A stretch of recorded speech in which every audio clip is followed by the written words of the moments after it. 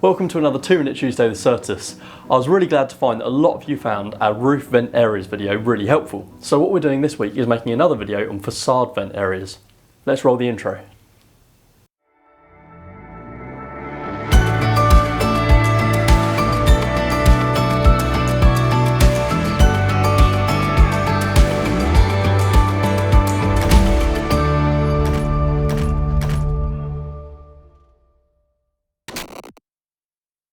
Right, so I'm going to keep this as simple as possible. If you want to know any of the technical terms, just watch the roof vent areas video again because it has them all inside there. But the main things we're going to be talking about this week is free area and aerodynamic free area.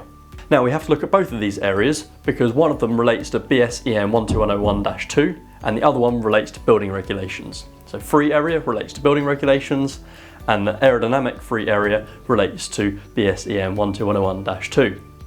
So what we're going to do now is I'm going to open them up so I can demonstrate how we should calculate these values.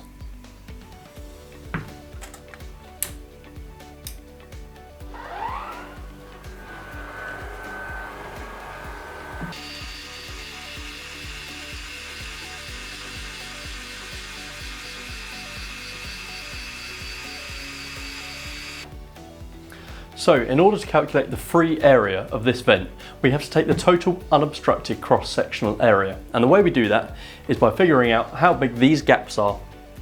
But we can't just take it from this area here. We have to take it from the end of the blades. So we measure this point to this point and we figure out the area of this rectangle here. And then from the top we do the same. So we take an imaginary line out the top to here and we work out how big that rectangle is. And we do the same for the bottom one. And then we add all of those together and that's what gives us our free area. Now it's important to note that we're not just taking it off the horizontal here because these blades aren't quite horizontal, so they're at a slight pitch. And depending on how great the pitch is on the vent, it will depend on what calculation you get. Now this vent opens pretty near to horizontal, but we still have to take it from these areas. So that's how we work out free area on the vent. What's next is aerodynamic free area. And this is worked out by having testing carried out.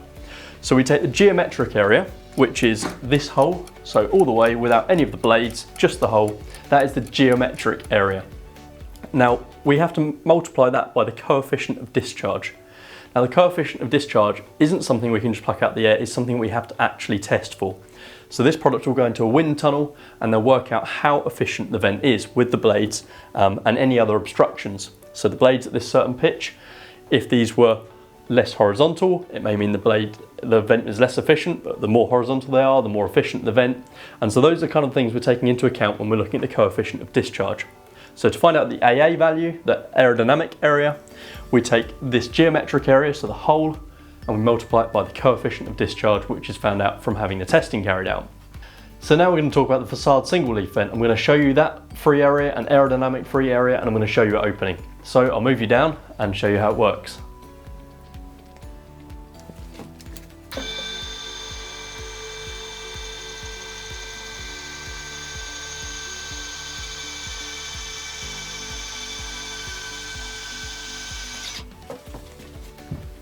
So this is the facade single leaf vent, and what we're going to do now is I'm going to show you how to calculate the free area of this vent. Now with this vent we have to actually take two calculations and we have to choose the one that's the smallest.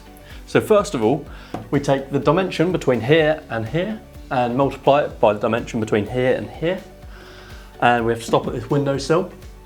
And so once we've taken that dimension, that's our first one. The second one we have to do is we have to take a measurement between the window frame and the furthest opening out point of the frame of the actual window unit.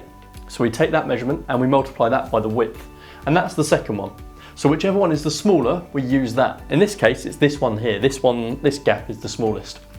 We also have to take into account the motors. So any mechanisms or motors we have to deduct a certain amount for, so we're giving it its true free area. Now obviously just as important, if not more important, is the aerodynamic free area. So in order to be able to work out that, we take the geometric area, which very similar to the facade louver blade above, is we take this hole here, and then we have the coefficient of discharge, which is a tested figure. So we take this geometric area here and we multiply it by the coefficient of discharge, and that gives us our aerodynamic free area.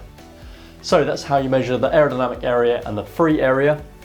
for a Facade louver blade and a Facade single leaf. I hope that was helpful, hope you found it interesting, and I'll look forward to seeing you next week. Thanks for watching.